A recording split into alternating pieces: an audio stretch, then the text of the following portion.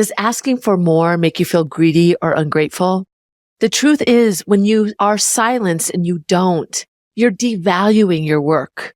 You're devaluing your worth. It's important to ask, and sometimes you don't always get what you're asking for, but the ask is still so valuable. Stay right where you are. You're not going to want to miss this one. Welcome to How to Get What You Want. This podcast is for driven women ready to claim their goals and navigate their careers with clarity and confidence. Join me as we explore real stories, tools, and strategies to help you steer your career exactly where you want to go. Let's get started on helping you get what you want. I am so happy that you made the choice to join me today because this is a really important topic. And it's not something that you do one time. It's advocating for yourself all through your career. I believe that people need to, because people don't live in your head. They need to know what you're thinking about. But there's this myth that if we ask for more, we'll be perceived as ungrateful, that we're selfish, that it's only our self-interests. And people will say to me, yes, I advocate for myself. But I want to challenge you on that, because so often we might one time for something big, something we know we need to do, but there's so many other opportunities. And we often get in our own way, in our minds. It's so easy when we feel apprehensive at all. Maybe we make the date. We're going to say it during our one-on-one. We have a meeting set up to talk about this, but then our mind tells us, maybe this isn't the right time. Maybe I should wait till next week, and we put it off, or we devalue ourselves in moving forward. So we might have this great intent, but we don't do it. And we believe this because we think that it's all this thing, and money, especially when we're asking for money, that feels like something that people shouldn't value. But listen, money is more than just the currency of buying things. It represents your contribution, your value. So the way you need to really think about this, you may need to reframe for yourself and get coaching along the way from somebody from the outside, somebody that knows you. But really think about, what is this myth for you? What keeps you in your way? And there's a lot of different ways to advocate for yourself. And so thinking about, as I go through these, which one for you is a trigger point? Which one do you put off? Which one do you think, I don't deserve that? Or so often we think, that person, my colleague, they deserve it more because of their experience, their whatever. We give that value to somebody else. We rarely see and celebrate our own value. So areas of how to advocate, there's obvious ones: asking for more money, asking for a promotion, some kind of advancement. It's something that should be on your radar. You should think about when you need to do that. What are the contributing factors to move forward with that? So those are absolutely areas that you need to think about advocating for yourself. But there's also other areas like experience. What are challenging projects that are coming up? What is something on that you're not that skilled in yet that you need to, that you want more skill in, whether it's leadership, speaking in front of senior people, making a pitch, leading a project. There's a lot of different things, a lot of different experiences that can bring you exposure. It's getting visibility. When you get experience or you ask for more exposure, it gives you visibility to more of the company, whether that's in people, in process. It helps you understand more context to what you're doing. There's a lot of value, not just for you, but for the company as well. Connections, advocating for yourself to get warm connections internally. That can be such an important thing that people don't think about when you're meeting with somebody. Hey, is there anybody else that I should know? Leadership opportunities. When you ask more, you're thought of more. Development, whether it is professional development, having more time, more resources, any kind of development that helps you do your job better. Even your well-being. How are you feeling? How are you doing? Are you asking for what you need? Are you setting the right boundaries? These are all areas that we need to advocate for ourselves. And sometimes if it is something that isn't that difficult for you to do, this is great training ground. It's good to hear no. It's good to push through no. It's getting comfortable with that, because so often this myth is perpetuated through these worries that we haven't even experienced yet. Them saying no, them feeling like we're selfish, these things that we create in our own minds. And even thinking about, what are some areas where somebody else sees you in your future self, where they see you developing? Getting that context can even give you some areas that you want to advocate for yourself. And it plants that seed for that other person that you ask those questions on. So advocating for yourself comes in a lot of different colors, a lot of different ways, a lot of different examples that can feel low stakes or high stakes to you. And identifying that is a really great first ground. And in fact, MIT, their management review looked at people who advocate for themselves and are proactive in their career are more engaged at work and they enjoy their job more. And the Center for Creative Leadership, they have findings that say, when you ask for more, like that experience, that exposure, that by default gives you more access to other people who know you, which by default creates advancement for you. So these asks may not be direct, but it's an investment in your future self. So asking all around you is a pathway to get more exposure and experience directly, and there's indirect benefits to it as well. So it's more than just this one time we have to advocate to ask for more money where we feel selfish. There's all these opportunities to advocate for yourself on a regular basis. And when you put your mind to that and you think about that in that way and how it can help you and and your organization where you work, you can reframe it for yourself. I'll give you some examples. I want you to see yourself in these examples of where you need to think about, how can I be a better advocate for myself in my career?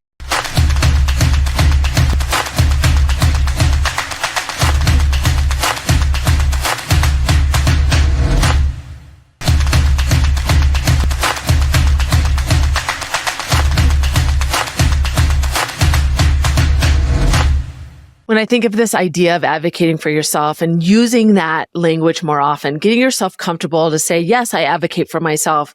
In fact, and give an example of when you've advocated for yourself, it proves to yourself that it's important, something to do. And when you do advocate for yourself, it also signals to others that it's important to do. It shows them how to do it.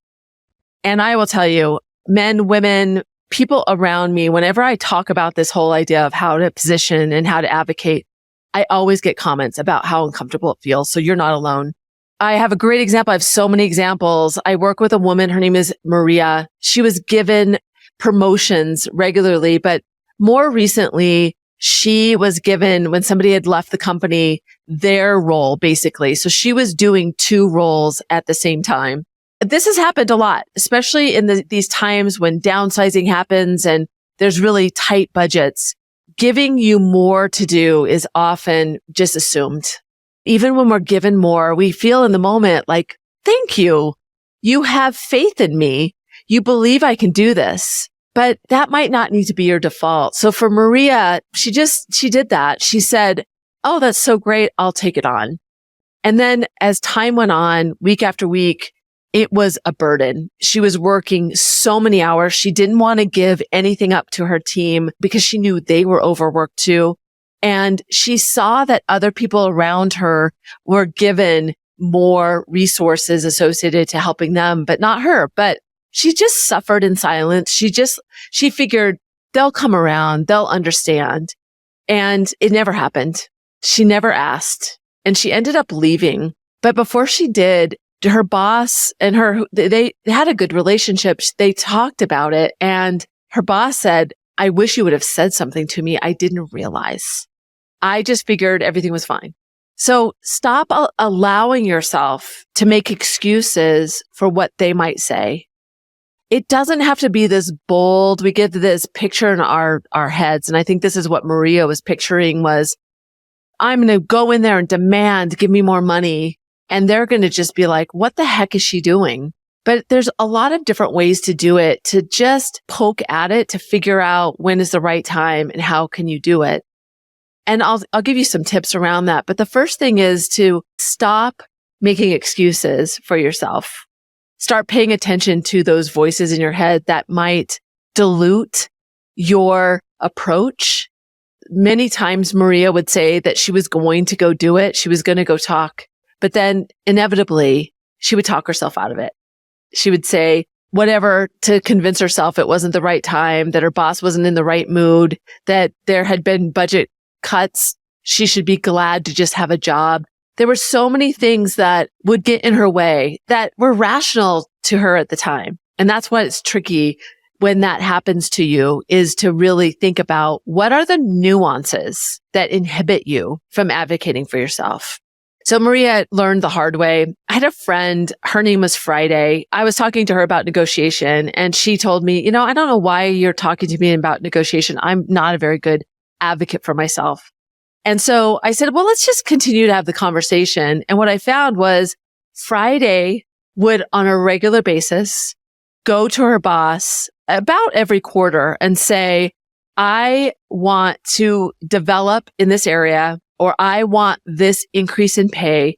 What do I need to do to get there? If I hit this timeline, let's agree on the timelines, I'm going to come back to you and ask for it. This was something that she did on a regular basis. And when I said to her, this isn't something that people normally do, it's not just innate, she was shocked. She was like, why don't people do this? Why don't they think about what is next for them? What do I want? And say to the person that has the authority to make those shifts, what do I need to get there? What can I do to make it easier for you to get this for me? Friday really saw it from a different perspective. I thought her story to me it really helped me understand that I am inhibiting myself and people around me might be asking for things that I'm not asking for. What that happens is when other people are asking and you're not, people assume you must be okay because other people are asking. That is a signal that you don't need anything. So if you're also the one that's just sitting back waiting to be seen, rewarded, acknowledged, other people might be more proactive than you. You're sending a signal just by not asking. And by the way, when you ask, that signals that you do want more. And so in those times when they're making decisions about promotions, even if they weren't able to give it to you in that moment, that person can say, well, Maria has been working really hard. She's taken on 2 jobs. I need to advocate for her because she really wants more. She has said that to me, that this is really important to her. And so even if you get a no, it might just be no now and not no always. And when you ask more for things, you're signaling you want to go further, go places. Don't be the only one. That's not.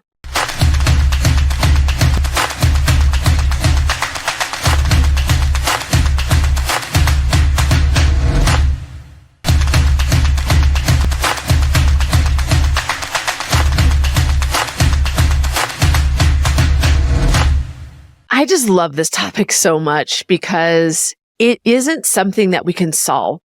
It's not like you can take a pill and you are an advocate for yourself automatically. Every situation is different. High stakes might come to play for you if your boss favors somebody over you.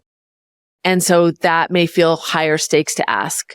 If you don't have a great relationship with the person you're asking, that can cause you to be more apprehensive.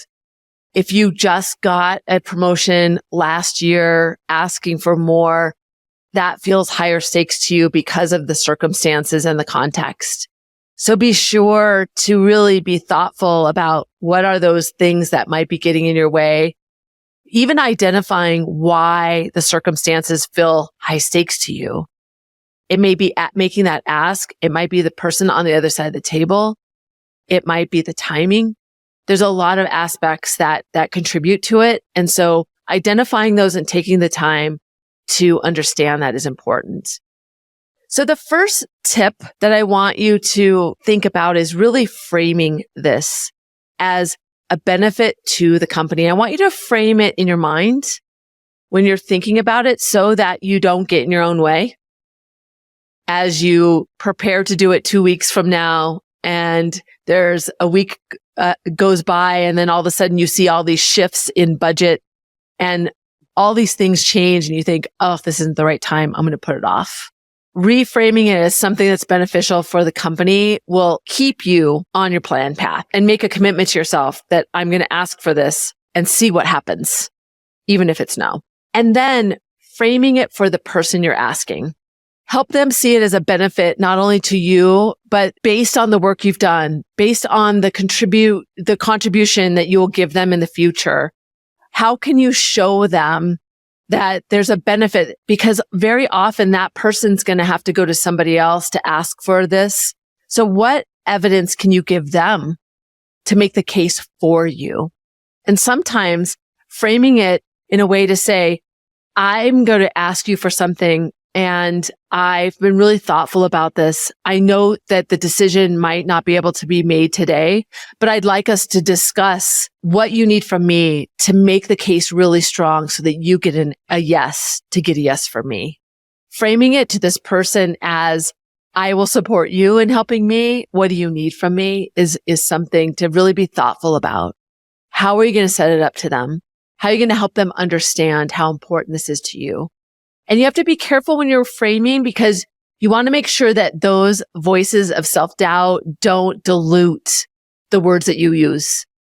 You have to have strength in what you're going to say. You have to practice silence when you're done with your frame. That shows confidence in what you're asking for. And when you're nervous, you tend to trail off and say more, or say, but if this isn't the right time, but I know there's been a lot of changes. So be careful. Frame and practice silence. Frame it for you and frame it for the other person. The second is really get your data, your achievements. Keep track of those on a regular basis. That keeps your confidence up. It makes you very cognizant of the contribution that you give every day. And so what that does is when you go into that meeting, you know how you can support your ask through the frame with the data of how you're contributing to the organization. And as a part of this, go to people that you trust. Ask them how they did it. How did they get it? What data is important to the company? Make sure you know that. Look back on presentations that your boss has done and what they've said the goals are for the quarter, for the year, and how is your contribution that you've done a direct correlation to that goal. Make it make sense to them. Make it plug into what their narrative is, what's important to them. Be strong in the frame and really think about what data and facts, what evidence will support your ask. And then practice. I gave you all of those low stakes situations. Identify what's low stakes. Asking to lead a meeting, asking to be a part of a meeting and be an observer, asking for feedback. That's advocating for yourself. That's illustrating that you want to invest in yourself by understanding what it feels like to live outside of you. So asking for feedback could be a low stakes situation, but treat it as intentional. Think about your frame. Think about how you're going to move into it with what are you going to ask for? What specific feedback are you going to ask for? Whatever low stakes situation, label it for yourself as advocating for yourself so that you see yourself as doing it more often. That alone is going to make you feel more confident that you're gaining the skills that you need to do it in a more high stakes situation.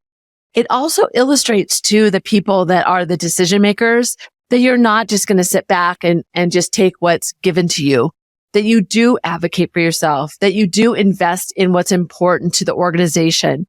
When you ask to be a part of something that's going to benefit the organization, that shows your commitment to value. It illustrates your worth to others so that when you go into something that is more selfish, like something that benefits you by compensation or a job promotion, those other asks have given this context that you are already an investor in other places of the organization. And so it's easier to give a yes to you when it's not just out of the blue. So do it more.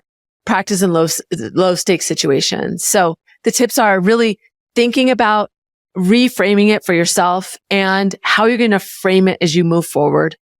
2 is how do you use data to make your point, to show your value, to illustrate your achievements, and how can you ask others to help you fill those up? Get some coaching from people that have the context in the organization who have done it before. And the 3rd is practice more. Try these things in low stakes situations and take it very seriously so you're building that muscle. Advocacy for yourself signals that courage to others. So think about that as you're going to start a trend to get people to believe in themselves and have the confidence to ask.